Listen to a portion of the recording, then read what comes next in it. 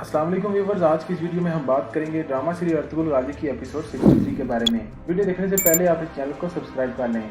Titus का सिपाही Titus को जब आकर बताता है कि अर्तुगरुल और उसके साथियों को इब्न अरबी का मरीज छुड़ा कर ले गया है, तो ये बात सुनते ही टाइटस बहुत गुस्से में आ जाता है और उस सिपाही को धक्का देकर कहता है, यहाँ से चले जाओ, मुझे नजर न आना। इसके बाद वो मजीद उस्ताद आजम को बुरा भला कहता है कि मैंने इसे कहा भी था कि उसे यहाँ पर ही मार दो, लेकिन वो मेरी बात को नहीं माना।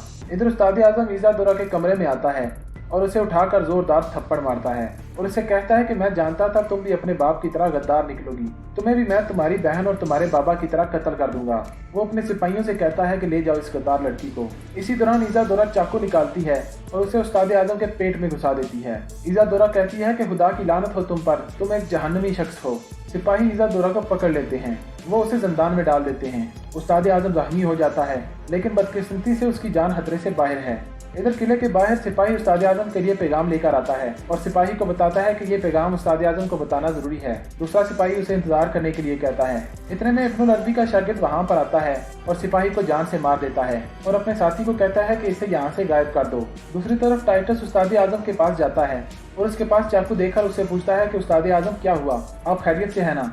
उस्ताद आजम बताते हैं कि छोटा सा जख्म आया है। टाइटस उस्ताद आजम को बताता है कि कुर्दोगलो का एक आदमी आया था, इसने बताया है कि अर्तुगरुल जिंदा है और जिरगा बुलवा कर कुर्दोगलो से हिसाब लेना चाहता है। उस्ताद आजम कहता है कि सुलेमान शाह का दौर खत्म हो चुका है, हम अर्तुगरुल को ऐसा बिल्कुल भी नहीं करने देंगे। तुर्गत हमारे लिए अर्तुगरुल का सर लाएगा। वो मजीद कहता है कि अर्तुगरुल तुर्गत की गवाही का इस्तेमाल करके कुर्दोगलो को सदा दिलवाना चाहता है और कबीले के बड़ों से अपने बाप को सरदारी वापस दिलवाना चाहता है। मैं भी देखता हूँ कौन किसे अंजाम तक पहुँचाता है। इधर सलीबी शख्स जो इब्न अरबी का मरीद बनने का ढोंग रचा रहा है, वो किले में आकर पादरी को बताता है मैं अपने प्लान में काफी हद तक कामयाब हो चुका हूँ और इब्न अरबी का संदूक जल्द हासिल कर लूंगा। पादरी इसकी तारीफ करता है और वहाँ से चला जाता है। इधर टाइटस कुर्दोगलो को पैगाम भिजवाता है कि हलीमा और तुर्गत चाहिए हमें और ये कि अर्तुगरुल का सारा खानदान आजाद हो चुका है। वो जिरगा शुरू होने से पहले उताक में ये खबर पहुँचाने का कहता है। इधर काई कबीले के बुजुर्ग अर्तुगरुल और सुलेमान शाह से मिलने आते हैं और उन्हें इनकी हिमायत का यकीन दिलाते हैं। सुलेमान शाह उनसे पूछते हैं कि कुर्दोगलो जिरगा करने के लिए राजी हो गया है, जिस पर वो बताते हैं जिरगे में अर्तुगरुल के साथ इंसाफ होगा, ऐसा कहा है उसने।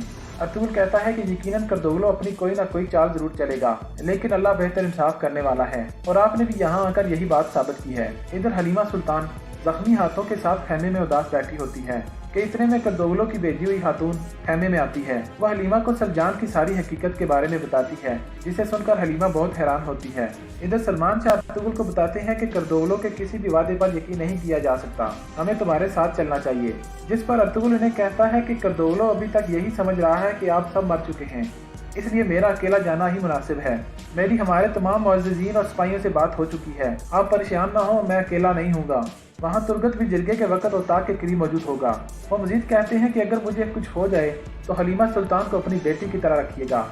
इसी दौरान इब्न अरबी वहाँ पहुँचते हैं। अर्तुगरुल इब्न अरबी का उमर को भेजने पर शुक्रिया अदा करते हैं। इसके बाद वो जिरगा में शामिल होने के लिए सलमान शाह से इजाज़त मांगते हैं और वहाँ से चले जाते हैं। बदकिस्मती से दूसरी तरफ कुछ सिपाही कुर्दोगलो को बताते हैं कि हमें शक है तुर्गत अर्तुगरुल के साथ मिल गया है। कुर्दोगलो तुर्गत से पूछता है कि क्या हलीमा ने कुछ बताया, जिस पर तुर्गत जवाब देते हुए कहता है कि नहीं, हलीमा ने कुछ भी नहीं बताया है, मगर वो जल्द बता देगी। कुर्दोगलो तुर्गत से कहता है कि हलीमा सुल्तान से संदूक का जानने के लिए मुझे एक तरीका सूझा है, तुम उसे मैदान वाली साइड पे ले जाओगे। तुर्गत हाँ में हाँ मिलाकर वहाँ से चला जाता है। दूसरी तरफ इब्न अरबी सलजान को बताते